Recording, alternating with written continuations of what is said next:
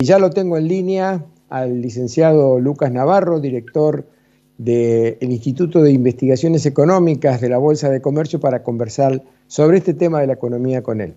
Hola Lucas, ¿cómo estás? Hola Rubén, ¿cómo estás? Muchas gracias por la invitación. Bien. Lucas, contanos cuál es tu visión hoy del panorama de la economía en Argentina. Bueno, la economía argentina está pasando por un momento muy delicado, en donde se está viviendo una crisis cambiaria muy delicada, en donde como consecuencia de que se ha debido financiar el déficit fiscal expandido ante la pandemia con emisión, eso está generando problemas. Básicamente tenés un incremento muy fuerte que ha existido y que viene dándose en la emisión monetaria para financiar al Tesoro, y eso en un contexto donde la demanda de pesos por parte de la población es baja. No hay, obviamente no hay valoración por nuestra moneda. Cuando hay un exceso de pesos, la gente tiende a irse al dólar, y eso es lo que ha generado por parte del gobierno controles cambiarios crecientes, medidas para tratar de evitar, digamos, justamente que el dólar incremente su cotización. Eso también ha generado una demanda creciente de dólares en los mercados paralelos, lo cual ha generado un incremento muy grande en las cotizaciones de dólar paralelo y dólar blue, lo cual ha generado esta brecha cambiaria enorme que tiene dos efectos principales, esta brecha cambiaria tan grande. Por un lado, genera una expectativa de que el dólar oficial va a devaluarse en algún momento. Por otro lado, también en ese mismo sentido genera una tendencia a que quienes pueden demandar dólares en el mercado oficial lo hagan, entonces eso genera una pérdida de reservas importante. En este momento, más allá de los tremendos controles cambiarios que hay, que restringen el acceso al mercado oficial del dólar, tenemos que, por ejemplo, en el mes de septiembre las importaciones crecieron en términos interanuales, crecieron un 3% interanual. Esto en un contexto de una economía que está deprimida, que está produciendo menos de lo que producía en septiembre del año pasado. Entonces, esa situación de crecimiento de las importaciones no se asocia a mayor actividad, sino se asocia justamente a esta brecha cambiaria que está generando esos incentivos a adelantar importaciones y que está generando esta pérdida de reservas importante. Y el problema de esta situación es que llega un momento en que las reservas se agotan. Estoy hablando principalmente de las reservas líquidas. Algunas estimaciones sugieren que las reservas líquidas del Banco Central, o sea, los dólares que tiene a disposición en este momento el Banco Central, ya se acercan a cero o estarían en el terreno negativo las reservas líquidas.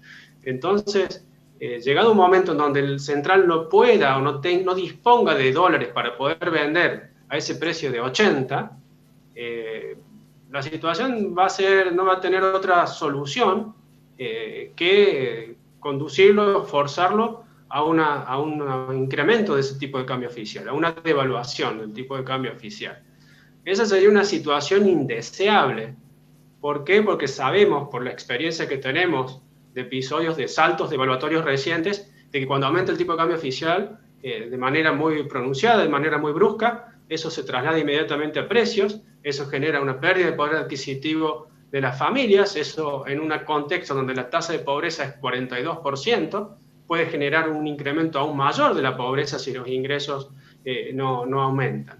Entonces, de ahí los riesgos y el problema en el cual nos meteríamos también si hubiera una devaluación brusca. Más allá de que una devaluación brusca entonces podría contribuir a frenar ese drenaje de reservas temporariamente, solo temporariamente, el costo sería mayor que el beneficio. Y aquí lo que pasa en el fondo, el problema de fondo es que hay una situación en donde no hay confianza respecto al futuro de la economía argentina, hay desconfianza en distintos ámbitos. Uno tiene que ver con el aspecto económico, en el sentido de que no se ve un compromiso claro por parte del gobierno de equilibrar las cuentas fiscales, al menos lo manifestado en el presupuesto 2021, con supuestos que a veces son difíciles de creer. Y por otro lado está el ámbito más político, más el del clima de negocios, que tampoco parece favorable. Entonces los dos elementos, los más estrictamente técnicos, por decirte, combinados con estos elementos más de carácter político, en definitiva determinan una situación de desconfianza que contribuye a generar, digamos, aún un mayor problema económico en la actualidad, una mayor crisis cambiaria en la actualidad. Bueno, hoy a la tarde, según dicen la gente que está en cambio, hubo manos amigas, entre comillas, de que hicieron 5 liquidaciones de $200.000 cada una en bloque, una tras de la otra, y lograron bajar el blue de 195 a 187. Pero sigue el problema con el dólar contado con liqui. ¿Cuál crees vos que es la forma que el gobierno debería instrumentar para lograr realmente bajar el contado con liqui? Me parece que el gobierno, o al menos el ministro de Economía, quien es una persona que técnicamente parece bastante formada, me parece que están conscientes de los temas que acabo de comentar. Por un lado, están tomando medidas de cortísimo plazo, apuntando a reducir esa brecha cambiaria. Ellos anunciaron que no van a dejar que exista una devaluación brusca del tipo de cambio oficial, y más bien van a concentrarse en tratar de reducir la brecha cambiaria.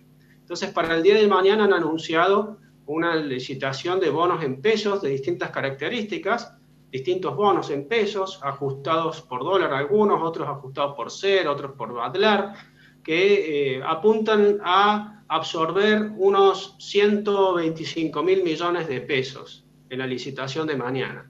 Por otro lado, tenés que de aquí a 2 semanas se va a licitar un bono en dólares de unos 750 millones de dólares.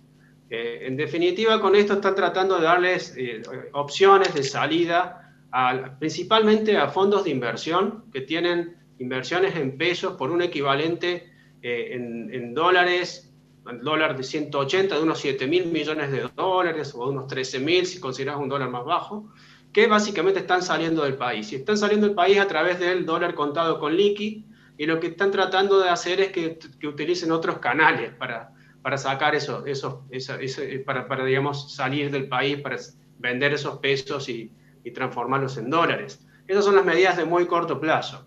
Se está comentando algo de que para el año que viene se está apuntando a a tratar de transmitir un cierto compromiso de que en lugar de tener que financiar el 60% del déficit fiscal de 2021, que va a ascender a un 4.5% del producto, con emisión monetaria van a intentar y apuntar a financiar el 40% de ese déficit. Y lo van a hacer a través de principalmente acceso a financiamiento de organismos internacionales. Es lo que se comenta. En principio habría créditos del BID, del Banco Mundial, de la CAF, para financiar todo lo que es el presupuesto de infraestructura, que asciende a más de 2 puntos del PIB. Entonces, con eso un poco podría hacer uno la cuenta y pensar que una mitad, al menos, del déficit del año que viene se va a financiar con esos créditos.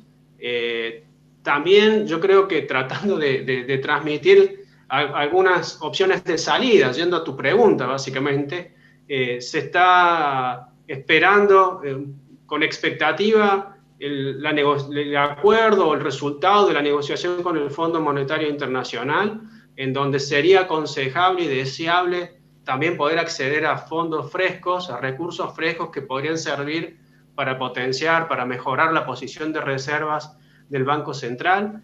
Eventualmente, con un acuerdo, con una negociación por el fondo, también se podría derivar en una serie de reformas a lo que es el sector público, principalmente la parte previsional, que también podría ayudar a corregir las cuentas públicas.